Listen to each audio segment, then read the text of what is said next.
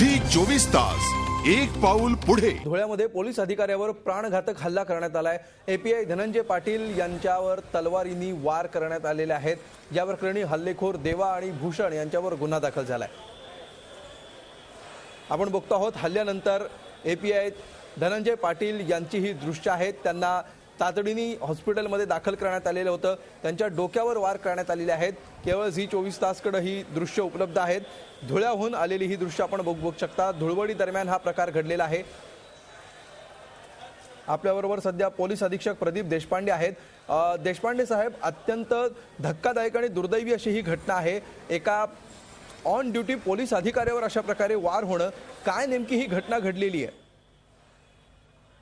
जुने धुळे शहर पोलीस चौकीच्या अंतर्गत दोन गटाच्या मध्ये भांडण सुरू आहे अशी माहिती तिथले प्रभारी अधिकारी एपीआय धनंजय पाटील आहेत त्यांना मिळाली। ते आपल्या स्टाफच्या सह त्या ठिकाणी गेले आणि त्या ठिकाणी जे दोन गट एकमेकांशी भांडण सुरू होतं त्याच्यामध्ये हस्तक्षेप करताना जे आरोपी गुन्हेगार होते त्यांच्याकडच्या तलवारीने त्यांना मागच्या बाजूने वार केला। त्याच्यामध्ये ते गंभीर रीतीने जखमी झाले, परंतु आउट ऑफ डेंजर आहेत। त्यांची प्रकृती सध्या स्थिर आहे। त्यानंतर ताबडतोब गुन्हेगार घटनास्थळावरून फरार झालेले आहेत। आपण आता एफआयआर दाखल करून गुन्हेगारांचा शोध घेत आहोत। ही जी घटना आहे ही दोन गटांच्या पुरती मर्यादित आहे आणि एका विशिष्ट भागामध्ये म्हणजे जुने धुळे परिसर आहे त्याच परिसरातील ही घटना आहे। शहरामधील पोलीस आरोपींचा शोध घेत आहेत। बिलकुल देशपांडे साहेब, अधिकाऱ्यावर हा जो हल्ला करण्यात आलेला आहे, तुम्ही म्हणताय की दोन गटांमध्ये जे भांडण सुरू होतं ते सोडवायला ते गेलेले होते।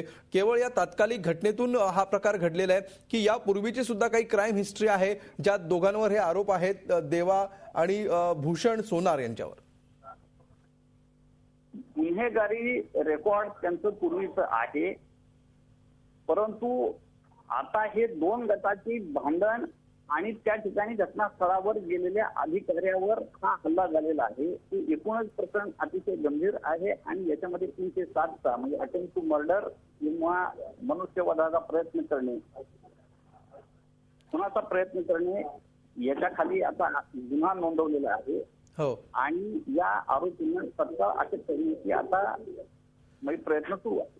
देशपांडे साहेब, शेवटचा प्रश्न तुम्हाला विचारतो की या निमित्तानं नागरिकांना तुम्ही काय आवाहन कराल? नागरिकांना मी या निमित्ताने हे आवाहन करतो की कोणत्याही स्वरूपाच्या अफवावर कृपया विश्वास ठेवू नये।